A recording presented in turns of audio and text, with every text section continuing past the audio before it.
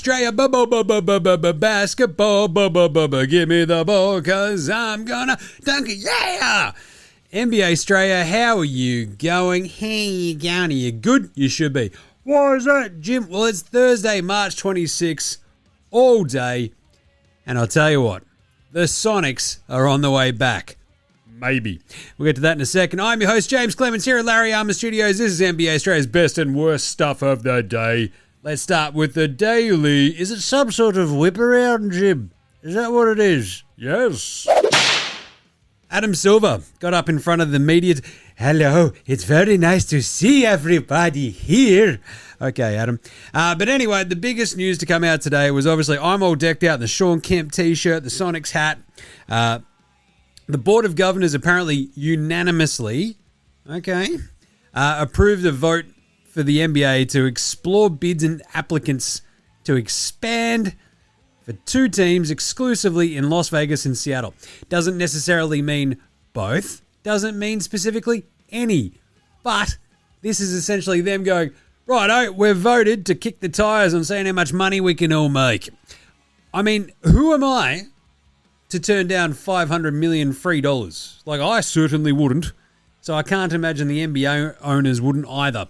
Because as we've seen time and time again, the numbers $7 to $10 billion range for each team keep getting thrown around. So we're going to go on the conservative end, say $7.5 billion each. Boom, $15 billion to split between 30 existing NBA owners. It's a cool $500 million, $500 million each. Don't mind if I do. Good job if you can get it. $500 million for doing nothing. Yeesh. Anyway, so this is good for the Sonics. Because I feel like this is... The unanimous part was kind of nice. Adam Silver did come out and say, there were some team owners who had some reservations and some questions, but we're going to discover what the problems could be as we decide and go through this process. So, okay, Adam. I'm going to talk about this more on tomorrow's bigger NBA show, but I feel better that it was unanimous today. And essentially, once someone just sees the dollar signs, it's like Mr. Krabs from bloody SpongeBob. Just like, there, that's $500 million there, boyo. Ding, ding, ding. Off they go, right? Anyway, Adam Silver also talked about tanking today. Basically, apparently it was unanimous that they need to change the tanking rules and to do it before the draft this June. So there's going to be a special Board of Governors sesh, which I just assume is they all sit around with a couple of slabs. That's what a sesh means to me, but that's all right. In May, they're going to try to deal with it all. We're going to fix it. We're going to fix it. Full stop, he said. And he also came out and talked about the 65-game rule. And it was kind of weird because, yes, Adam Silver agrees with you, mate, Jim. I think it's fine. Stop your sooking. Seriously, it's not hard to ask, for a basketball player to play 3/4 of the NBA season, is it? And that's the thing. People have kind of shut up about load management, haven't they? Because this has kind of worked enough that it's gotten rid of load management out of the conversation, which is good. It's fantastic. The only time you ever see anyone actually sort of missing these games is basically managing injury returns, and I think we're all kind of okay with that. It's the just missing games because there's too many of them that we all had a problem with, and if you're making sure that people play 65 to get these awards, I'm for it. Adam Silver, apparently, same. He said, I'm not ready to say it's not working. It is working. I'm not ready to say because there's a sense of unfairness for one player that the rule doesn't work. Yeah, basically, this is kind of it, right? It sucks that Cade Cunningham might miss, but that's injuries happen. It sucks. I get it. But geez, 65 games, stop getting your knickers in a twist. Right, let's do some game wraps today. 12-game Thursday, and it was awesome. It started off with an absolute belter between Atlanta and Detroit. 130-129. The Hawks, Kaka, win in overtime. This game rolled. Jalen Duren had the shot to win it at the end. Jock Landale scared him. Dyson Daniels causing all sorts of havoc. He had 27, 8, and 12 for Jalen Johnson. Unreal game. Hawks are flying. They're in the 5 seed. We'll do the playoff race wrap up in a second. Lakers got by the Pacers. Took a bit. Pacers came flying out of nowhere in the end. Luka came back on in the fourth quarter, took a couple of shots, then pissed off again. He had 43, 6, and 7. Nembhard had 19 assists. But anyway, 137-130, good win for the Lakers. The Sixers got Joel Embiid and playoff PEDP back. and smash-em-rated the Bulls. 157 in regulation to 137. Now, I've brought this up before, but the Chicago overs can't go wrong. 35, 6, and 7 for Embiid, 23, 9, and 12 for Giddy Up. Embiid did that in 3 quarters. Not bad. Playoff PEDP was really good too. It's kind of nice when you play a team that doesn't play defense in your return. Thunder Celtics, absolute belter. OKC lose it 109-119 because Jaylen Brown goes spare. Tatum was awesome. And I don't know, OKC didn't get the rub of the ironically green in this game for a lot of their foul grifting. And the Celtics threw it back on them. It was pretty funny to watch. This was a huge, huge, huge win for the Celtics. Keeps them within spitting distance of the 1 seed, ekes them back up above the 2 seed ahead of the Knicks. So awesome game. Everyone was going spare.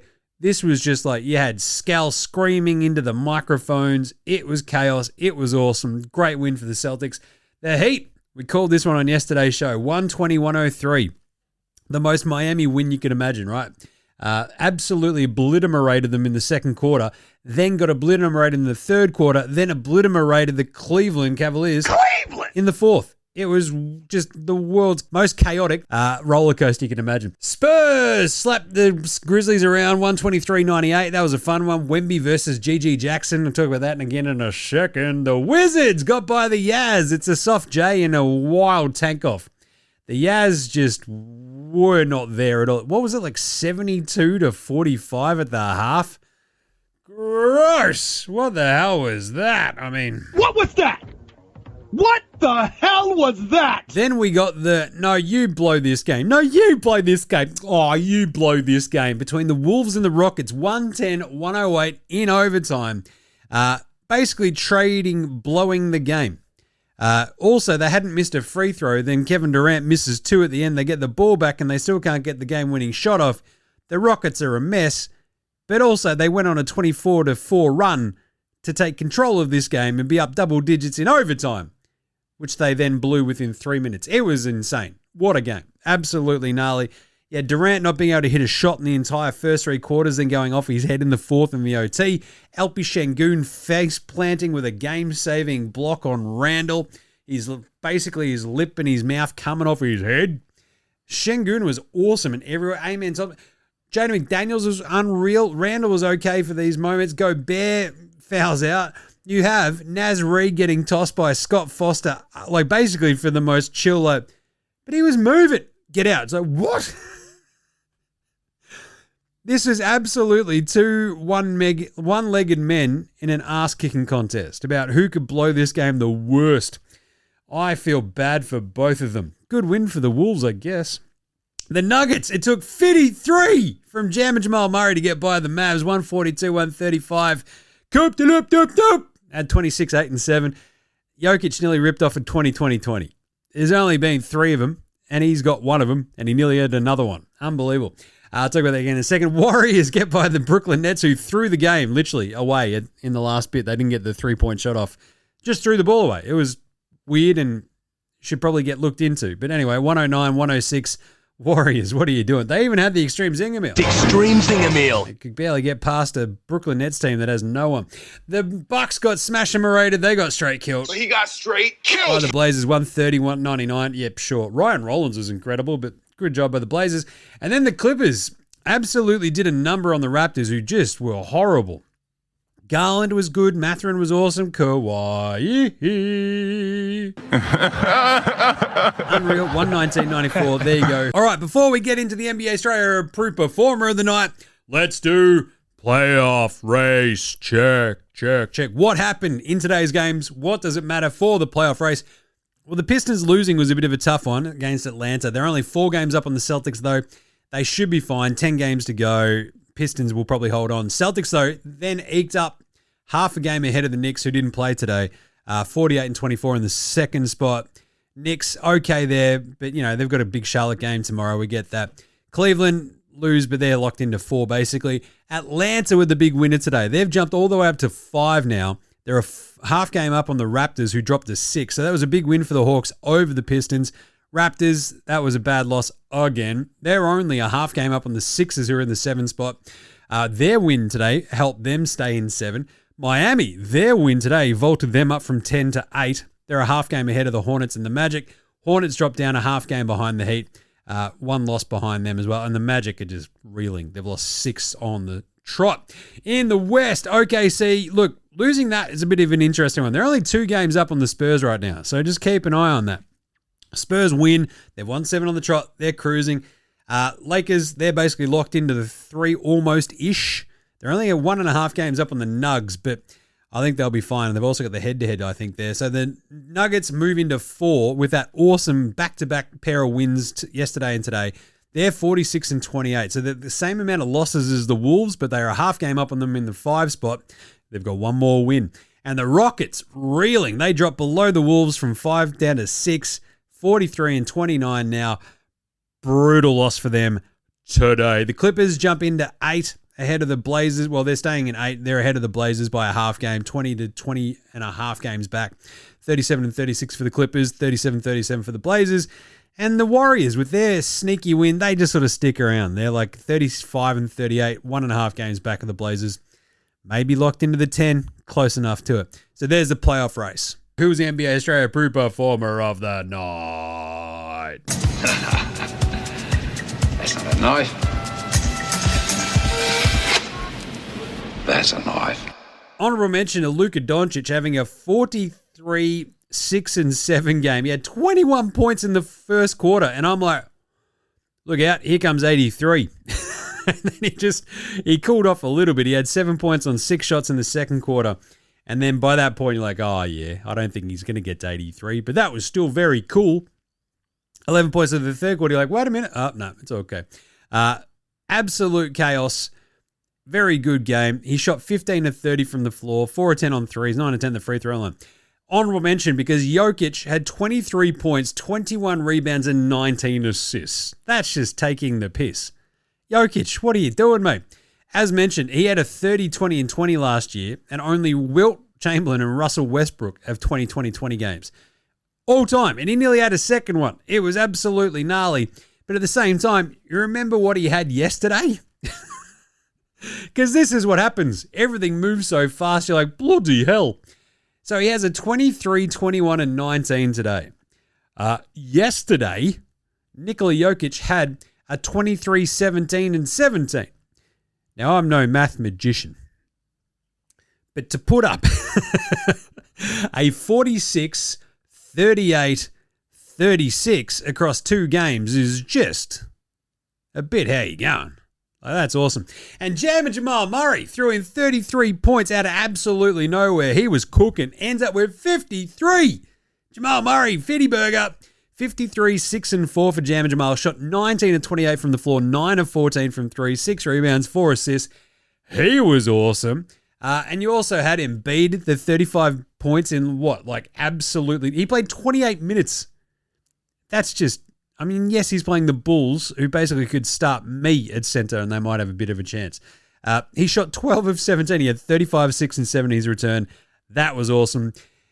And in terms of performer of the night, Jaylen Brown absolutely went at the Oklahoma City Thunder, and I loved it. 31, 8 and 8 he finishes with. But it's the way that he took it to him. He's like, hey, remember me? I won an NBA championship before you guys. I even won finals MVP. I'm not afraid of you. I'm not afraid of him anymore, daddy. Like that kind of vibes. Jaylen Brown was absolutely awesome. He was going at SGA, laughing at him. He was like, you know, exchanging dunks with people. It was absolutely awesome. That was a knife. So what a day in the NBA. We had heaps like CJ McCollum. Carved it up. Helps winning the game over Detroit for Atlanta. That was unreal. Kawhi Leonard torching Toronto. Paul George in his return. 28, 6 and 4 with 4 steals. LP Şengün and KD both having 30 and getting them back into that game and then promptly losing it. Gui Santos had 30. Like, it was awesome. What a day. Who was the Spud of the night, though, Jim? Spud. Spud of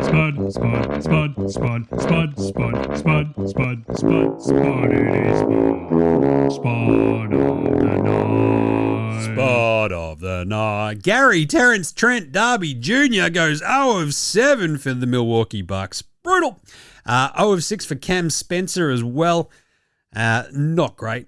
You get that on the big jobs, though. 1 of 7 for Tari Eason. God, he was horrible at times. You're like, what was that? What the hell was that? What was that? What the hell was that? You had 3 of 13 for Reed Shepherd. 1 of 6 for Slow-Mo Cole Anderson. Lindy Waters, the third as well. But really, the spud of the night, I mean, we might have to, break with tradition. And I think we might have to give this to a coach because what Ime Udoka was doing in the final 3 minutes of that Houston Rockets game should probably see him put in jail. It was absolutely coaching malpractice. He didn't know what was going on. The thing is, Chris Finch could have also been put in jail for the, 5 minutes prior to that, when they gave up a 24-4 run to completely blow the game until they didn't. Both of them. Spuds, as I said, I think on Twitter, I feel ashamed for both of these teams. Carlton beat Richmond 2 weeks ago.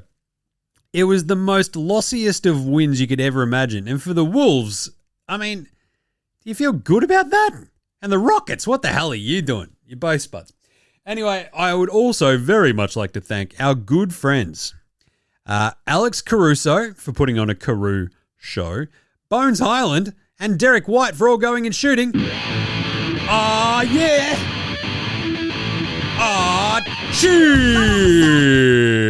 That's right. We got 3 blokes shooting 311. And another instance of Derek White being maybe the all-time 311 leader. Just saying. All right, but who was old mate no mates today? Old mate no mates. Old mate no mates. Old mate no mates. Old mate no mates. Old mate no mates. Who's got no mates today? Poor Naz Reid. There's a bloke who's yeah,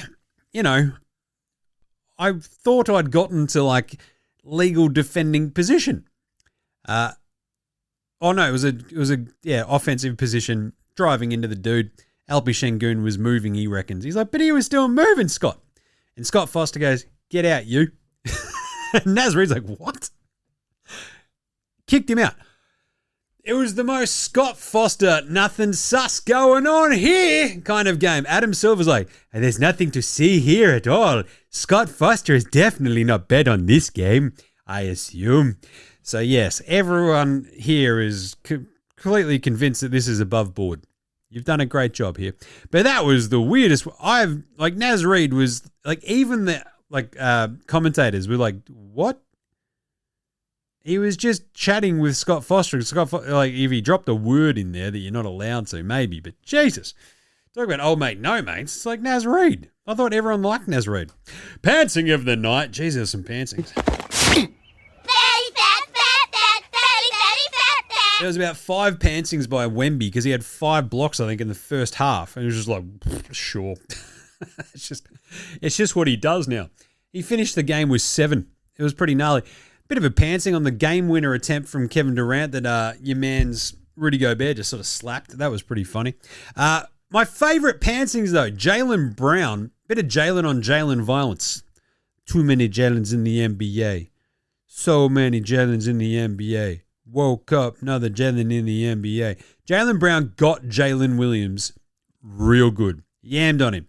SGA also got by Jaylen Brown in a very different way, where Jaylen Brown foul bait pump faked SGA.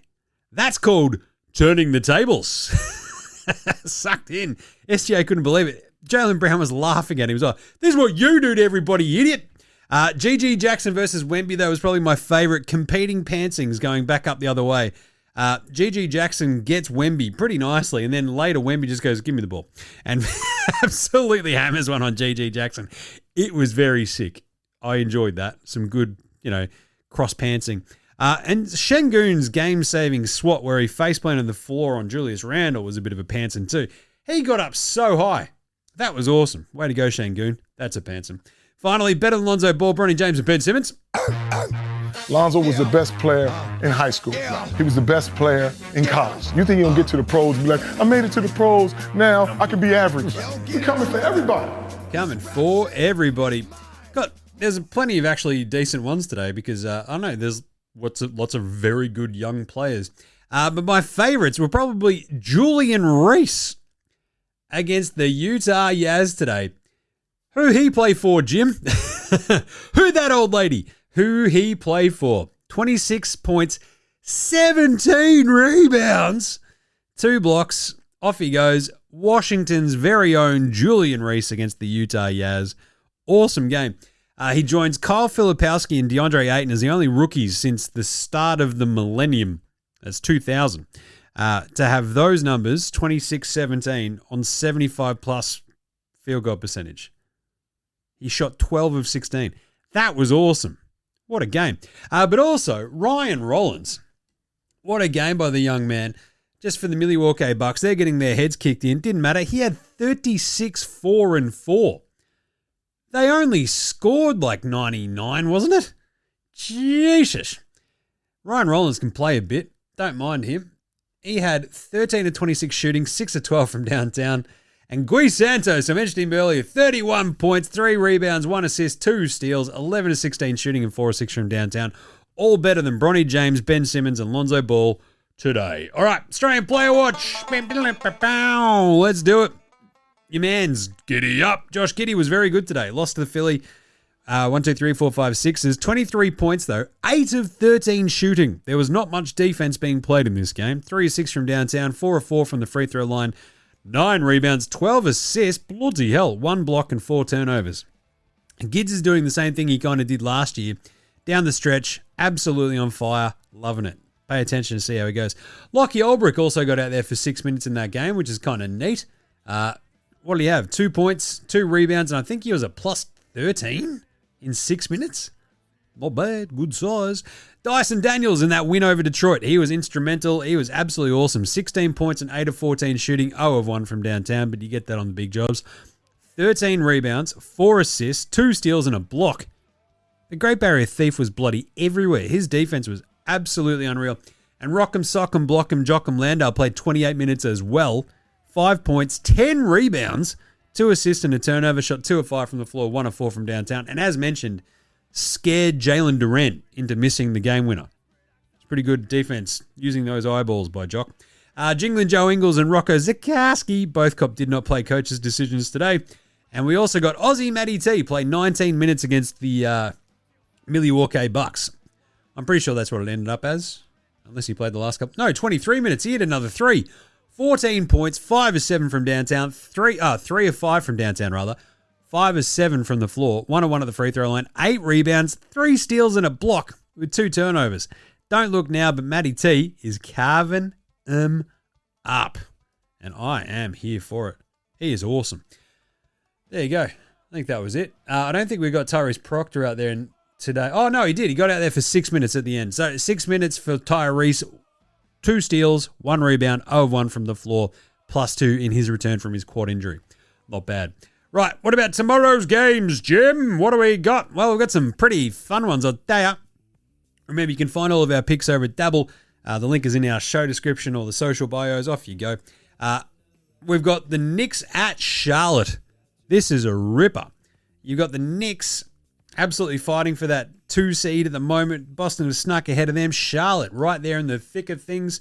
It's very, very, very, very fun. The Knicks defense has been a lot better. Charlotte at home are very good. The Hornets are 1.5 point favorites. And I think I'm going to take the Charlotte Hornets in this one. I think their weapons, it's going to be very, very fun to see. But you can't tell me this would not be an absolutely awesome playoff series in round 1. I mean, this just signed me up. So the Knicks might get them, but I'm going to go with Charlotte. I don't mind what they're doing right now. So we'll go Charlotte -1.5. Then we've got New Orleans at Detroit. The Pistons on a back-to-back. I'm actually going to take the Pelicans +5.5 because that's what I did yesterday. Pelicans are just sort of like super duper solid. They compete even with the good teams because they've just got all their dudes and they're not tanking because they've got no reason to. So I'm going to take the Pels plus 5.5. Bit of size as well, right? Especially on the wings and with Zion out there. We'll take the Pels up against the Pistons. Then we've got Sacramento at Orlando. Bit of a stinker. We're going to take the Magic Men minus 15.5 at home against a horrible Kings team. Because Orlando need to smash them. They need to smash them, or else what are you doing here, fellas? So I'm going to go the Magic.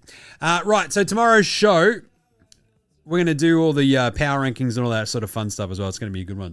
But that's it for today. That is it. So you can find all of our picks over at Double. You can support the show with buymeacoffee.com/NBA Straya. We'll have our exclusive members only show go up. That's over there, buymeacoffee.com/NBA Straya. So go check it out. But that's it. Best and worst of the NBA today. It was an awesome day. So tune into NBA Straya every day for everything NBA. Subscribe or I will fight ya. Big thanks to From Oslo for the intro and outro song. Go support the show. Jump in the comments. Follow us on the socials. This is NBA Straya saying look after yourselves, would ya? And later, hosen.